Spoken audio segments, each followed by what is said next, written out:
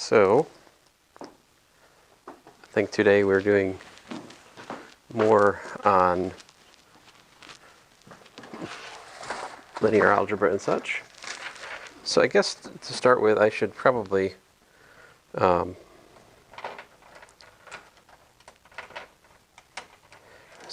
debating whether or not to review coordinate change. I don't know.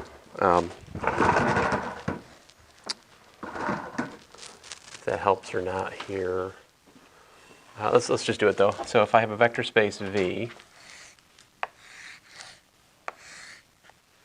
right, and I have a choice of basis beta, and I have a linear transformation T, right, and I'm using the same basis over here, right, then I can use coordinate maps, my notation, not Dummett and Foote. Dummett and Foote doesn't really have a, well, they have notation, but I forget what it is anyway. So coordinate map phi beta, right? And so then I'll think of, so down here you have Fn. So basically your basis beta is V1, V2, Vn, right? And you're defining the coordinate map by linearly extending this rule. So this rule says that the jth basis element maps to this jth standard basis, right? So the coordinate map is a machine for converting the abstract basis to the standard basis, right? And do the same thing over here, right? And here at F I mean the field over which we're looking at a vector space over a field F, yeah? So V over F with the dimension of V equal to n, all right? And I'm assuming T is a linear transformation here. Then down here, you can look at the multiplication, left multiplication by the matrix of T with respect to the beta basis. Now sometimes I put beta comma beta there to be consistent with my other notation, but a lot of people just put T sub beta because it's the matrix of T with respect to the beta basis here, okay? And basically, what is my notation here? L sub A of x is equal to ax. So this is left multiplication by A. Matrix, right? And so what's the formula here that we have? We have left multiplication by the matrix of T with respect to beta is equal to the composition of what?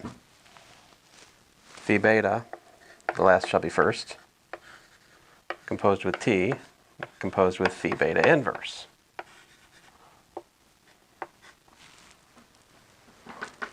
All right. And let's see here. So there's various ways to look at this. All right. The one is that if you want, we can basically compose this with phi beta on the right. That's one way I often look at it.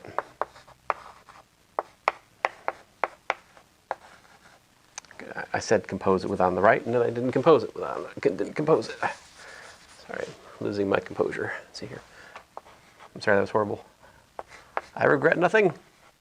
Composed with phi beta equals to phi beta composed with T.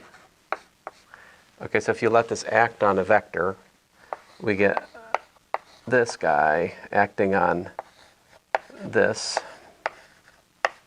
equals the coordinates of T of beta. And I'm sorry, it's bothering me not to write beta beta. I can't help myself. It's just my usual notation. So I know it's unnecessary, but it just makes it symmetric with the rest of everything I write. It's bothering me not to write both betas.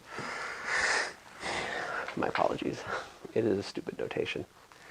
But it's certainly not as stupid as just using P.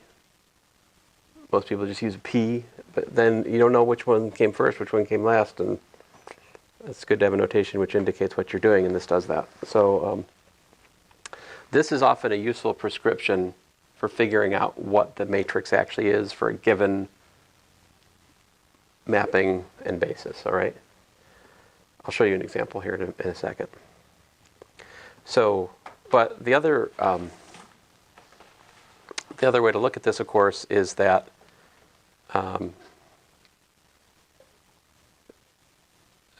let's see here. Let's say this.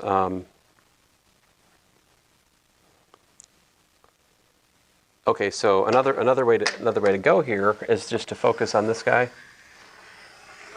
and think about what happens when you hit it with the jth standard basis element. What happens? So if I have LT beta beta and I feed it EJ, what happens? Well, you get T beta beta times EJ, right? But what is it when you multiply a matrix by the jth standard basis element? You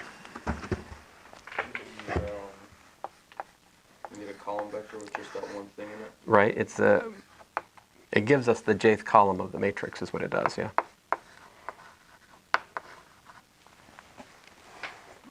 So notice here then we have the jth column of the matrix is equal to phi beta composed with T composed with phi beta inverse of EJ. But what is that?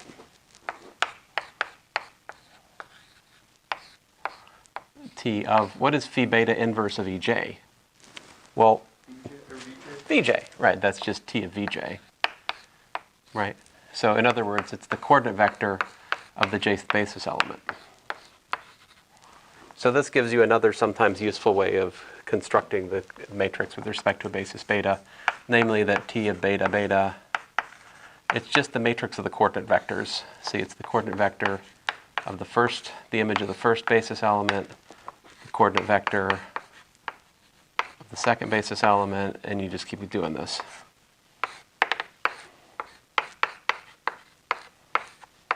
So those are the two usual. I almost always either use that or this to actually find an explicit matrix for a given operator and given basis. These are my sort of calculational go-tos. So then the natural question is, if you were to use a different choice of basis, right?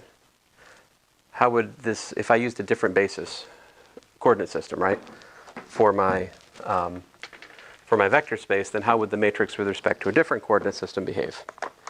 Okay, so let's do that. So suppose you instead of doing beta, you did, let's say, gamma, So I could do phi gamma and over here phi gamma, right? And I usually introduce yet another pair of boxes to properly confuse the students. Let's see here.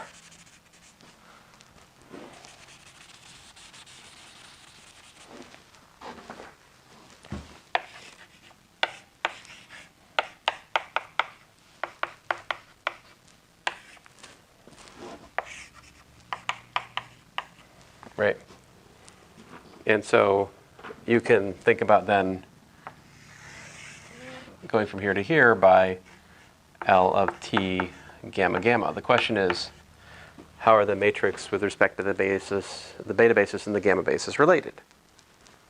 All right. So you can just kind of figure it out using these pictures, right? So like the left multiplication by t gamma gamma, it is, on the one hand, of course, phi gamma composed with t composed with phi gamma inverse, right? But you can either see it from this picture or just by direct algebraic, manhandling of this expression. That's phi gamma composed with phi beta inverse, composed with phi beta, composed with t, composed with phi beta inverse, composed with phi beta, composed with phi gamma inverse. So I just shoved in a copy of the identity operator here and here, right? And the reason I did that was to see, okay, so let's think about this. Just let me recap what's going on here.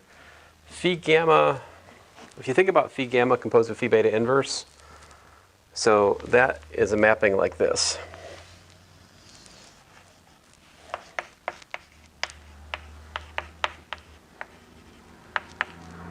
See that? It goes from here back down to like that. Starts by phi beta inverse. So really, this is, let me get rid of these here. This guy, this is a map from Fn to Fn, right?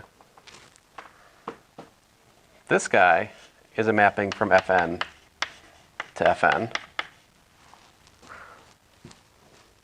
All right. And guess what? That last one is again a mapping from Fn to Fn. What does that mean? We have, if you look at it, the composition of linear maps on Fn. 3 maps. And this is also, you guessed it, a mapping from Fn to Fn. So, fun fact from matrix theory, if we have the matrix of the composite of linear maps on column vectors, then the matrix of the composite is the product of the matrices composed, which then tells me by that theorem that T gamma gamma is equal to the matrix of phi gamma composed with phi beta inverse. And this guy, well, that's T beta beta, right? And this guy over here is the matrix of phi beta composed with phi gamma inverse.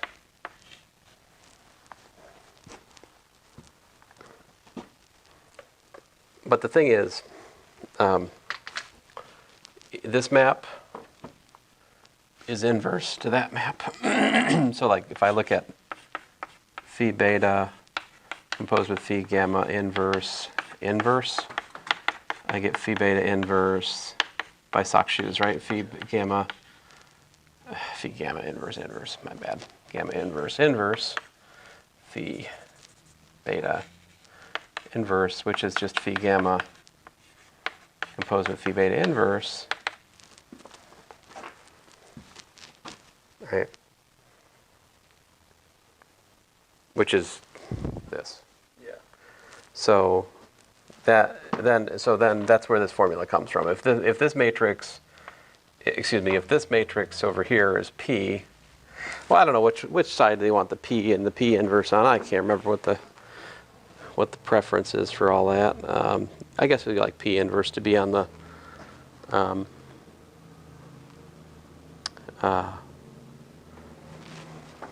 anyway, the point is, whatever I call P inverse, the other one's P.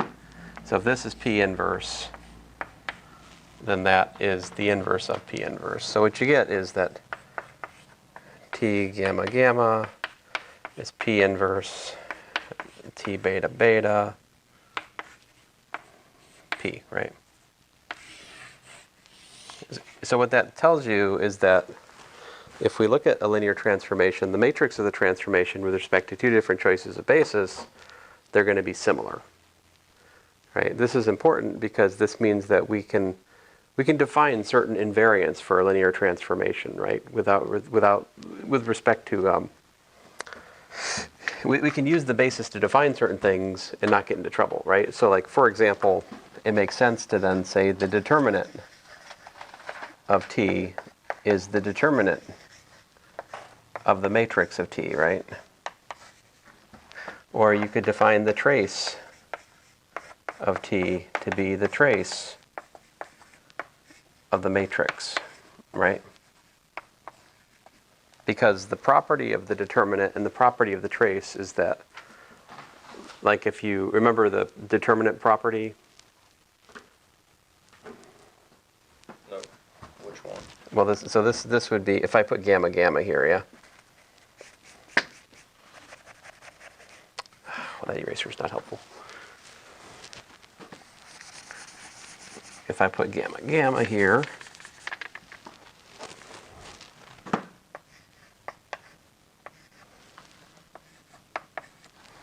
this is the determinant of T inverse matrix of T beta beta, P, and this would be the trace of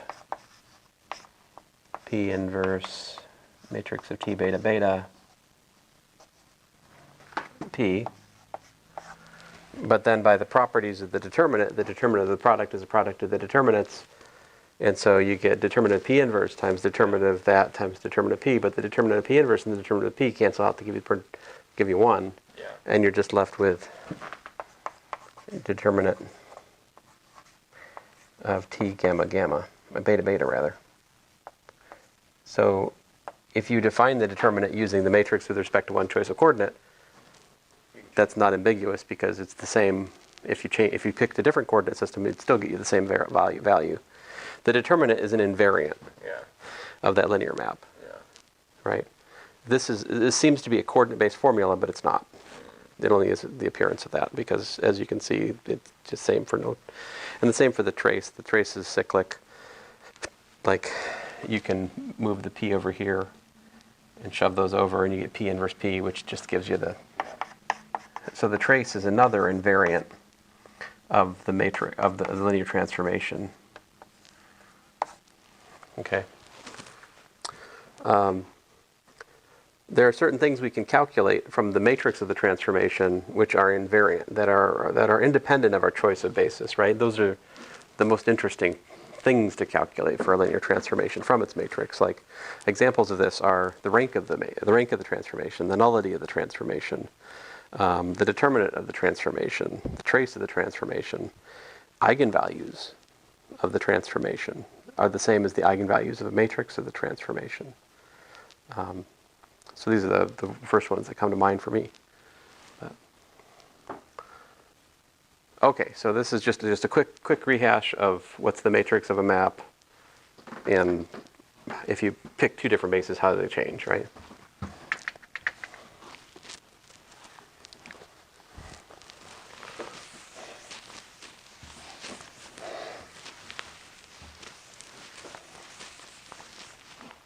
So for example, if we had T of f of x equal to oh, I'm sorry. My bad.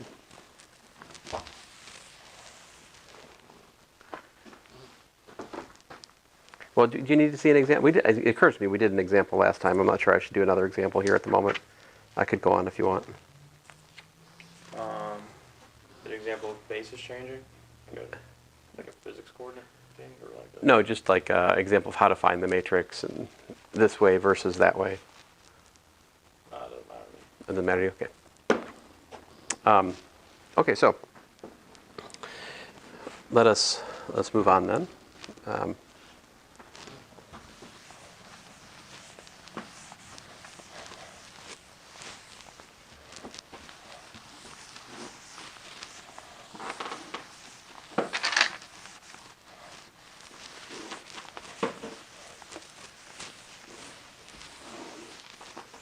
But yeah, I have seen some of this stuff in physics, Mm-hmm. like coordinate changing, but we took the way sloppier approach. Ah, yes, these things, I think these things look very different in physics, don't they? Yeah, because when you're coordinate changing, like you don't think about mapping, you think about that underlying linear transformation algebra, the matrix algebra underneath it instead of, like I don't think about it as a mapping thing, which I think would be helpful to though. Yeah, I like the mapping pictures because I don't have to have a book. I can work the formulas out myself, and um,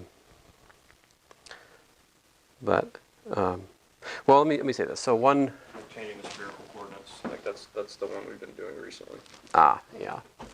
Oh, okay. Oh, yeah. That's that's pretty far removed from what I'm doing at the moment. I mean, you're taking a 3x3 planar thing and putting it onto a sphere. Well, that's those are spherical coordinates are that's a curved linear coordinate system. So the coordinate systems I'm looking at here are less adventurous. These are just these are like they can like I think I These are linear changes of coordinates, so it's easier than all that. So the probably the most diagonalizable, or diagonalizability. Let's go with that. So if there exists basis v1, v2, vn, right, such that the linear transformation t from v to v has the matrix of t with respect to basis beta equals to diagonal matrix, right, with so say lambda 1, lambda 2, lambda n, which is just a notation for this, right? Zero's off, right? Then t is diagonalizable.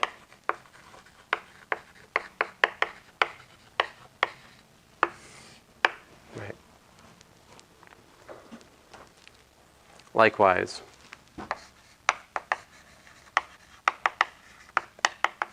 if A in, let's say, n by n matrices is similar to diagonal matrix,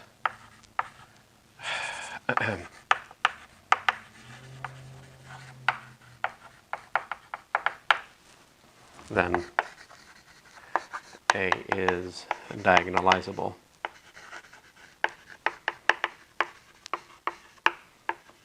And so that means that, that means that there exists P such that P in GLN F for which diag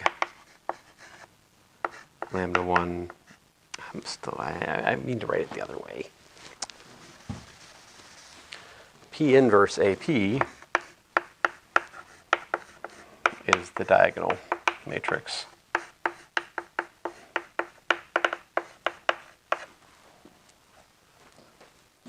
What is GLNF? This is the set of invertible transformation matrices, rather. N by n matrices over F, right? So, like, we could define GLNF in this way. It's I'll call it PP in n by n matrices over F, such that the determinant of P is not equal to 0.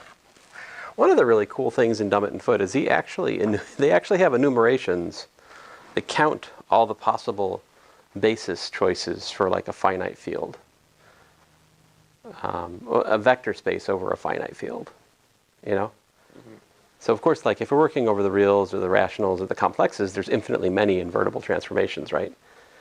And if you think about this, this is interesting because to every invertible map, there corresponds a choice of basis. Like a choice of basis and invertible map are essentially the same thing. If you give me an invertible map, I can give you a basis corresponding to that map. Oh, yeah, yeah. Right. So essentially, you just elevate the. Well, anyway. So this is diagonalizability of a matrix. This is diagonalizability of a map. If you have one, you could define the other, right? Like a diagonalizable linear transformation is one which has a diagonalizable matrix. And it doesn't matter what choice of basis you pick, because if it's diagonalizable with respect to one choice of basis, it's going to be diagonalizable with respect to another. Well, that's not quite true. I shouldn't say that at all, actually. If the matrix, that's the wrong thing to say. That's not the case. If the matrix for the transformation is not diagonal in one choice of basis, that doesn't mean it's not diagonal in another choice of basis. That's actually what's interesting. Yeah.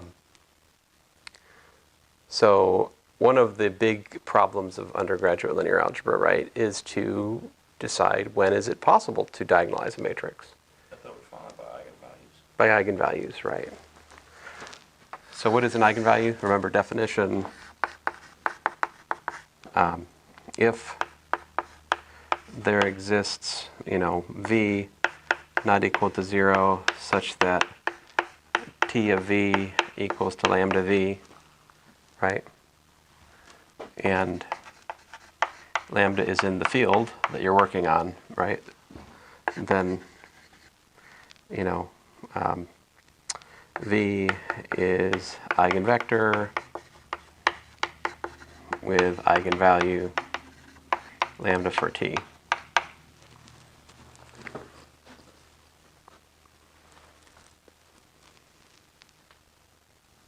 And we can prove, right, that.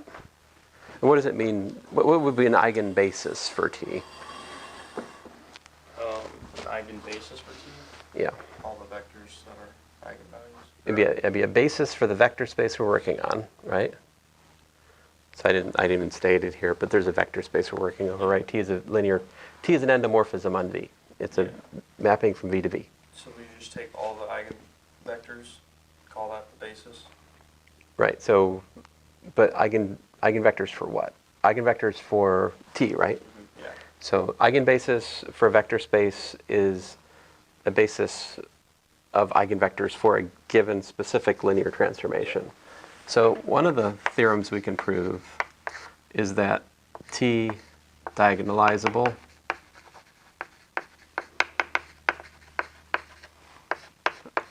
if and only if on V. This is all on V, okay? T goes from V to V. Let it be understood. T diagonalizable if and only if there exists eigenbasis beta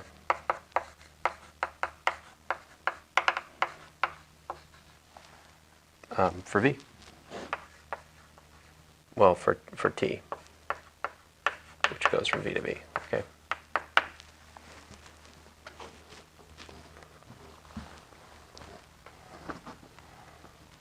So let's look at this theorem. This is if we understand the proof of this theorem, we'll understand much, okay?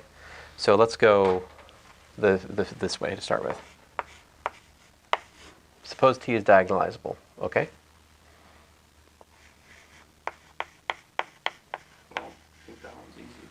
So suppose that there exists beta Vn such that what? The matrix of T with respect to that basis, right,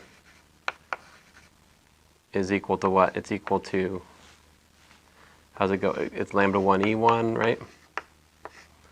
Lambda 2 E2, lambda n En, right? That's what we mean by a diagonal matrix, right? That is, this right here is lambda 1 E1, lambda 2 E2, lambda n e n, right? Yeah. But what was the matrix of T with respect to the basis choice? We worked it out a second ago. I erased it, but remember what it was? It was, so this is the coordinate vector of T of V1 in the basis, beta basis, and the coordinate vector of V2 in the beta basis, yeah? The coordinate vector of Vn in the beta basis, yeah? That's what the matrix of T is, yeah? So what's that tell us? That tells us that that tells us that the coordinate vector of T of Vj in the beta basis is straight up lambda Ej. Right? I'm just comparing column J to column J of the above equation. No, I get what you're saying, but oh, never mind. And so of course this is really just what? This is really just phi beta of T of Vj, yeah? And so if I hit this with phi beta inverse, right, just operate by phi beta inverse, what I get is that T of Vj is equal to phi beta inverse of lambda Ej. Lambda is a constant here. It's a scalar in the field, so it pulls out. And I should say lambda j, right? My bad. Those should be lambdas of j's. There's the j dependence on the lambda. So that's lambda j. What was phi beta inverse of Ej? It's just Phi beta inverse of Ej, that's just Vj. right. And so what have we shown? We've shown that T of Vj is equal to lambda j Vj, which is to say that Vj is it a non-zero vector? We didn't suppose that. Well, we did suppose that beta was a basis. So a basis is linearly independent. It can't have zeros in its vectors.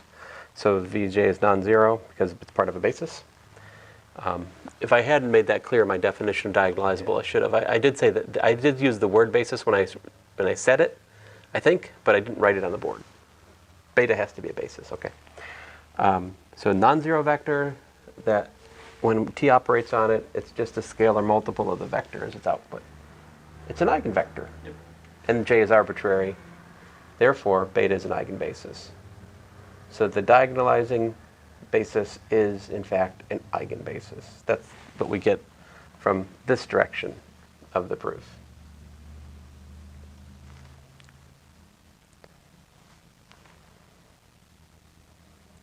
And I think that the other direction of the proof, you can kind of just do this. yeah. Because if I assume that I have an eigenbasis, I have this equals this, which then means that I have this, which means I have this, which means I have this, which means I have that, which then means that this is diagonal. So, I mean, pretty much the steps are reversible. Yeah. So existence of an eigenbasis corresponds to diagonalizability. So does every linear transformation have an eigenbasis? I don't think so. No, it does not. Can you give me an example of a linear transformation without an eigenbasis?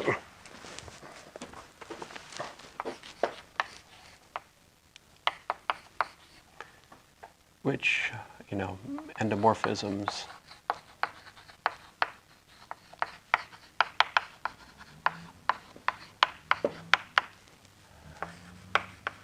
are not diagonalizable.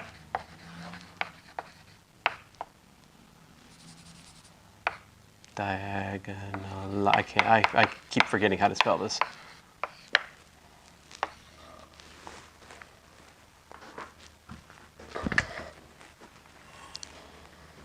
Maybe like matrix multiplication from one side. Ooh. Well, if the matrix is diagonalizable.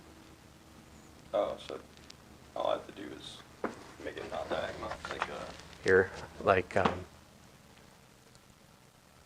Oh, well.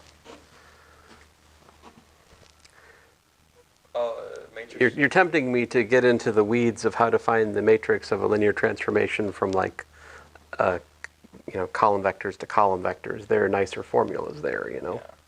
Yeah. A matrix with determinant 0. No, there's the other way around with non-determinant 0. Like multiplying by a matrix non-determinant. There are a couple different ways for this to happen. I'll show you. Let me give you a couple examples, okay? So, example 1.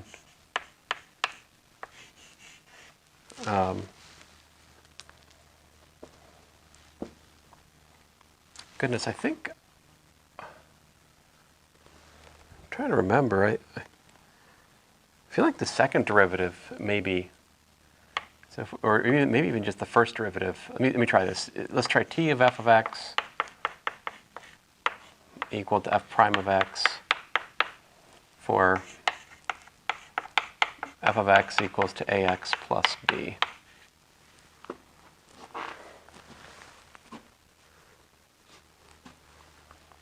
So what am I looking at? I'm looking at t of ax plus b equal to a, right? And if we're trying to find eigenvectors, what are we trying to find? We're trying to find this is equal to what? Lambda times ax plus b, right?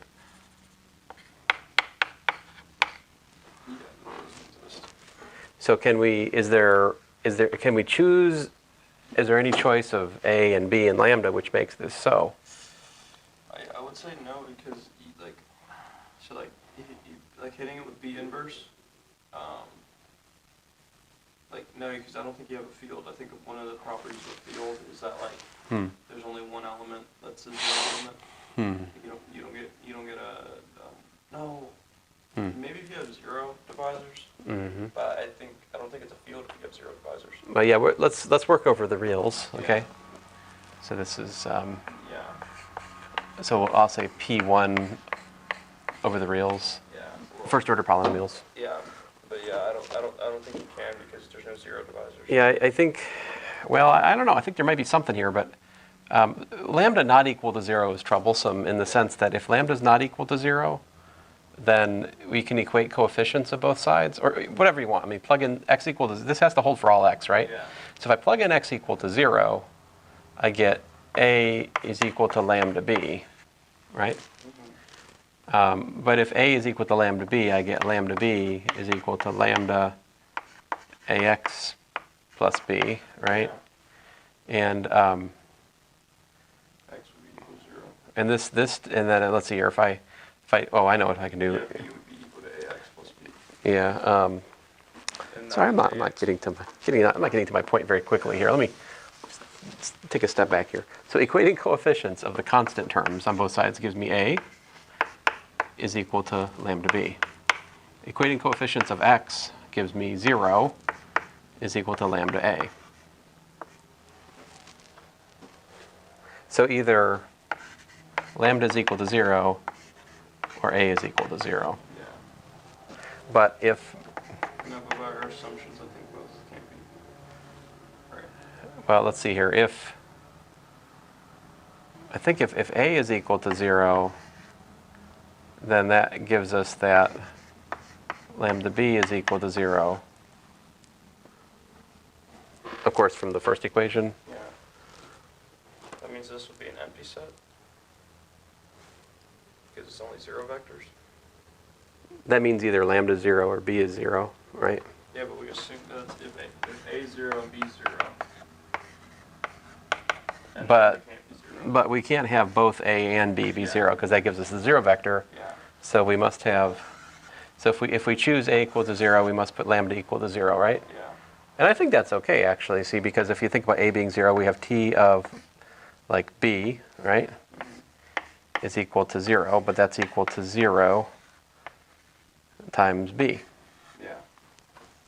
Aha. So we have constants as eigenvectors here Yeah. with eigenvalue 0. Right? Yeah. Is there anything else?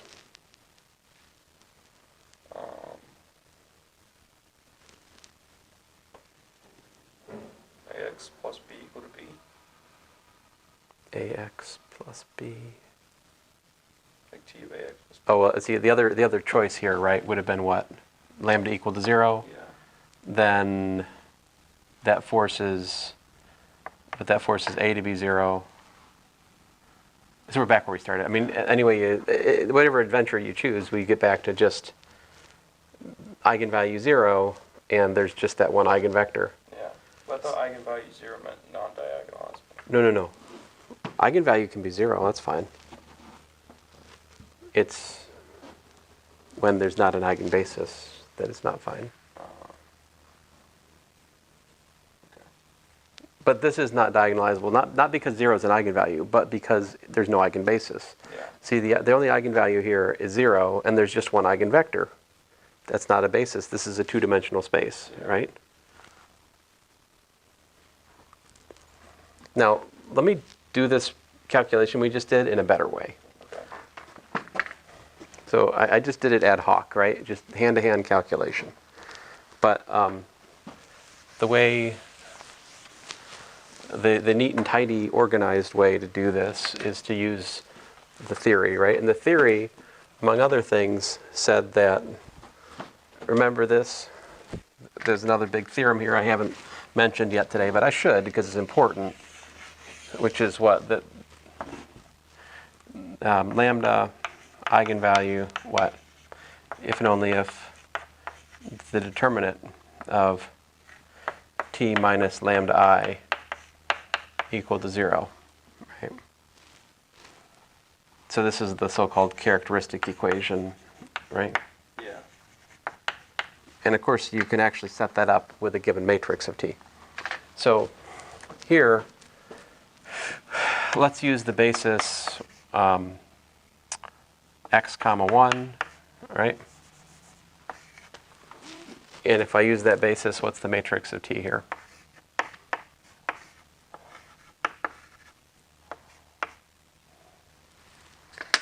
All right, let me not do that way. Sorry, I'm going back to my.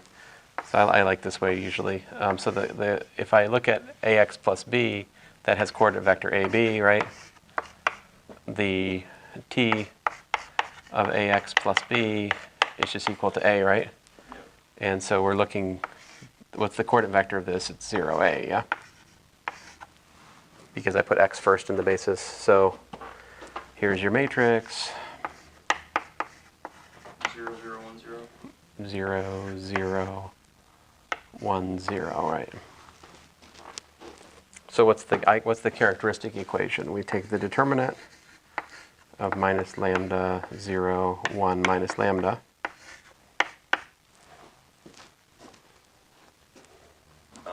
One minus lambda squared. Just lambda squared equal to 0. So there's no. Oh, yeah. My bad. So yeah, so 0 is the only eigenvalue, right? That's it. The multiplicity is 2, right? And then you can try to figure out eigenvectors from just, I mean, I don't know. Once you know 0 is an eigenvector value, it's probably easiest to just go back to the formula and like just work it out, you know? Because you've got t of ax plus b equal to, what is it? Equal to a equal to, 0 times ax plus b. So that immediately tells us that a is equal to 0. So that implies ax plus b is just equal to b, right?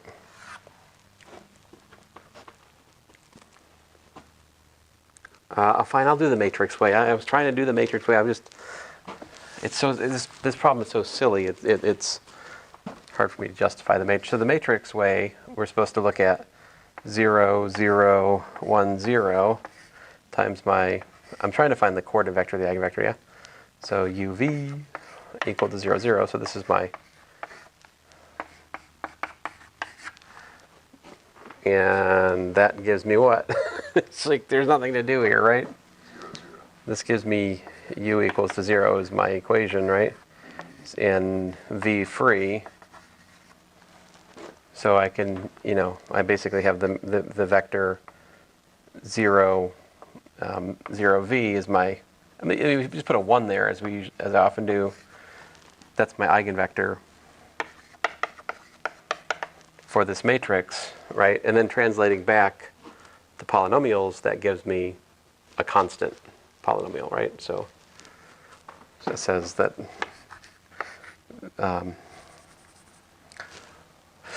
f of x equals to 1 is eigenvector, yeah?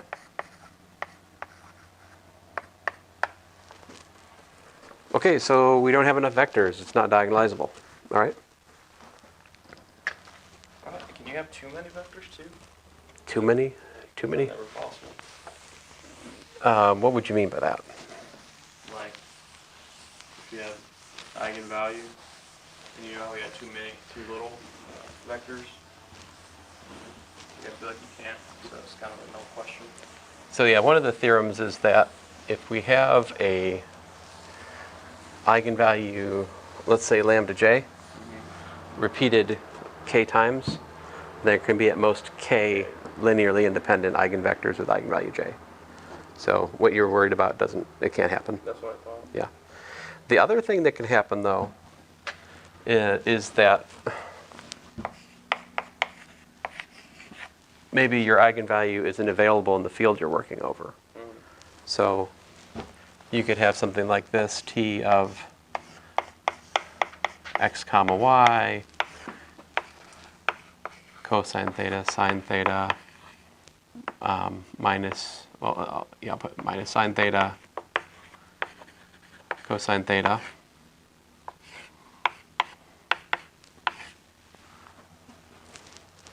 So what are the eigenvalues of this transformation? So here's the transformation on R2, right?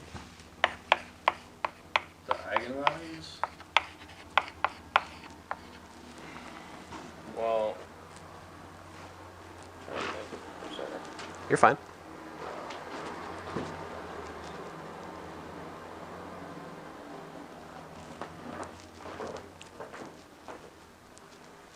So we'd have to look at what? Determinant. It's a determinant one though. So we look at the determinant of,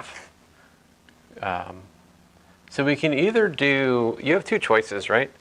You can either do like determinant of a minus lambda I Yeah. equals to 0, or the other choice is determinant of lambda I minus a equals to 0. They each have their own advantages and disadvantages. I'm going to go with the lambda I minus a route this time.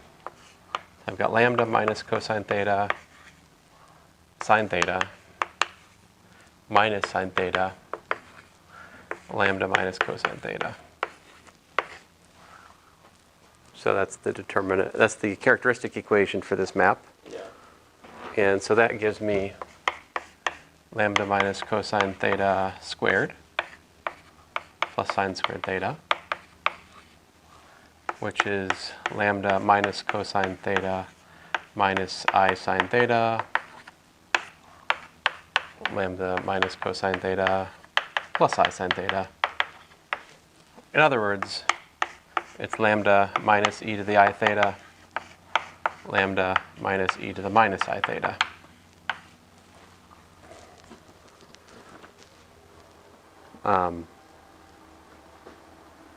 These are not real. Unless what?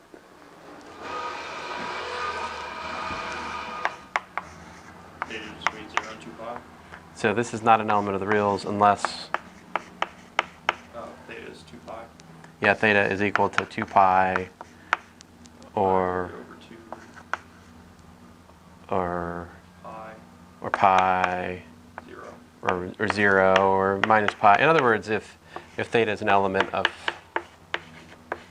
pi z, we're okay. It's either plus or minus 1. Geometrically, this is a rotation. Yeah. So it's obvious that there's no eigenvector here, unless the rotation is actually a reflection or the identity. Otherwise, when you look at, your initial vector v and then the rotation by theta, right? They're not going to be scalar multiples of one another unless that theta is like a multiple of pi, It means like pi or 3 pi or whatever. Or it's 2 pi. This is back where it starts again. Yeah. So this is another thing that can happen. Another reason that we could fail to have diagonalizability.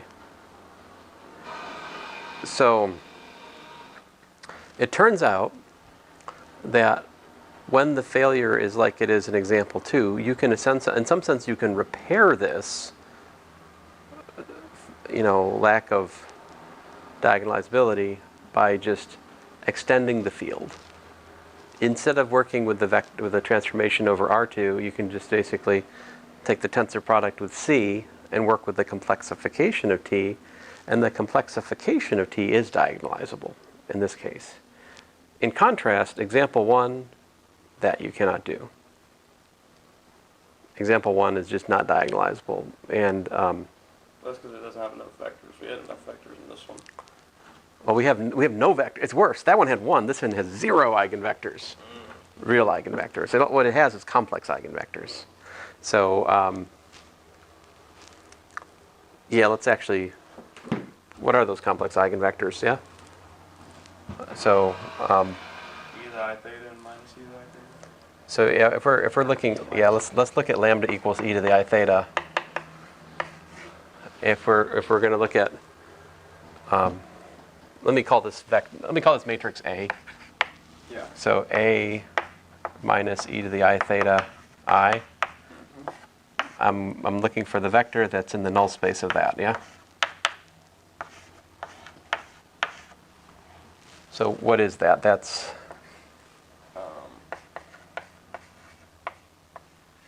E to the I theta cosine. Yeah. Choose some zeros too. Wait. Oh wait, no, you're right.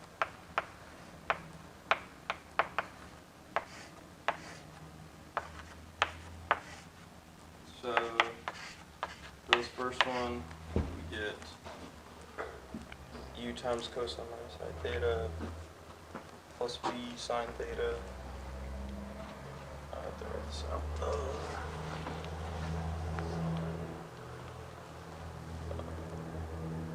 Cosine theta minus bi theta plus b sine theta. see if you believe the mathematics here, you can just solve one of these equations because you know that the other has to be a multiple of the one. Otherwise, there'd be a unique solution, in which case there would only be the 0 solution.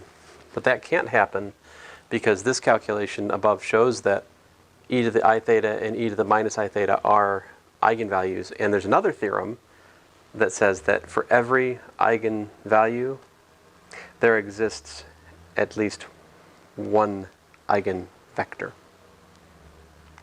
Now, that doesn't mean, notice then here the language is got to be careful. So in this case, example 2, if we're talking about it as a real transformation, it has no eigenvalues. Because there is no solution to the characteristic equation that's real. Unless, of course, stupid case is angles a multiple of pi. Right? But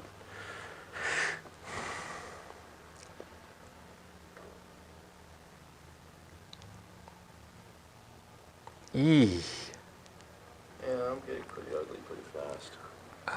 U cosine theta plus b sine theta minus u cosine theta. Oh wait, I get that out. yeah, And then so I get v sine theta minus I, or u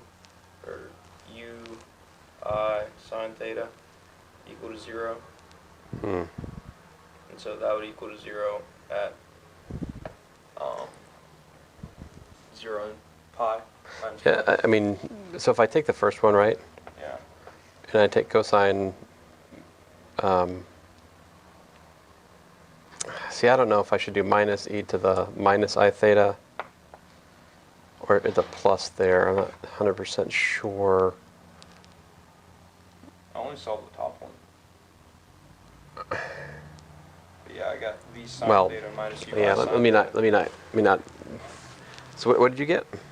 When you do the first column, You I get got v sine, at the end I got v sine theta minus u I sine theta. You want me to start from the get-go? oh. That mower outside is not helping me. Times u. I'll tell you what, mowing noise outside while I'm teaching, it Yes. just makes me angry. Okay, so do the u. Mm-hmm. But e to the I theta we know is cosine theta I. Oh, okay, so e theta, I'm sorry, I'm not seeing. I see what you're saying. So that's cosine theta plus I sine theta. And you get that minus, so you get a cancellation. So that just leaves us with Yeah. minus I sine theta. b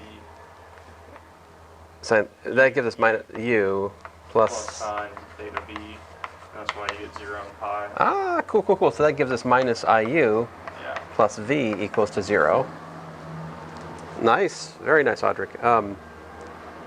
That assumes what? That step only is legit if what sine theta is not 0. Yeah. Which assumes, again, as we are throughout this discussion, that theta is not an element of pi z. So that tells us that v is iu, which tells me that I should make my first eigenvector, v1, let's say 1i. But feeling, I would feel better about my life if I made that.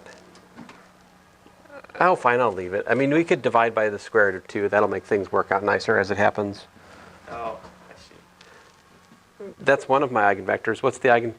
So this has eigenvector that. Guess what?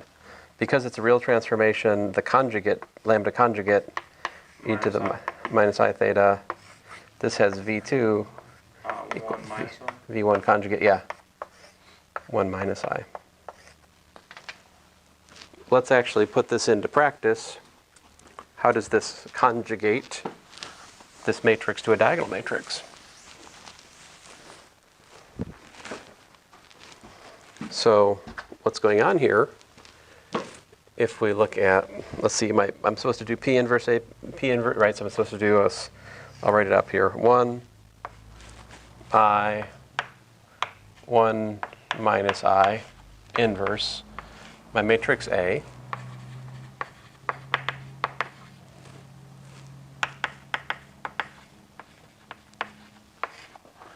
times this 1 I minus I, right?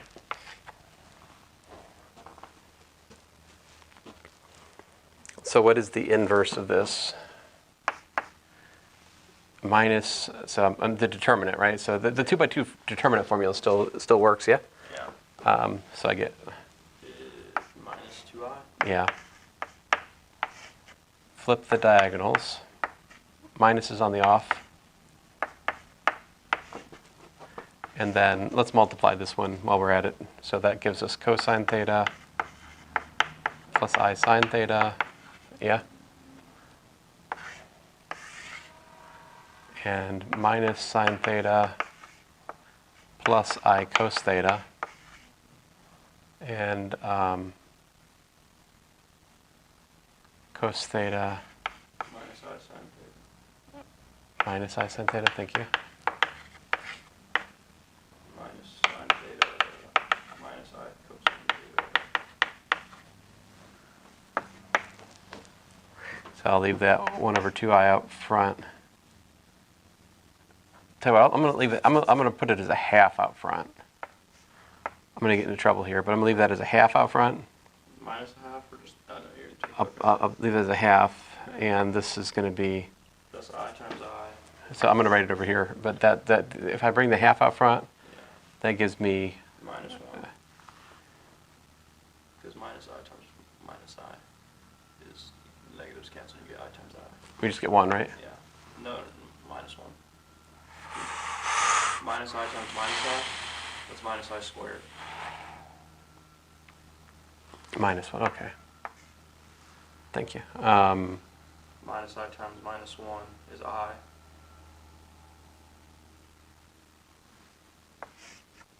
So you get minus 1, minus 1. This one's minus 1? Yeah. Oh, if that one's minus 1, this one's minus 1, duh, and then right? Minus that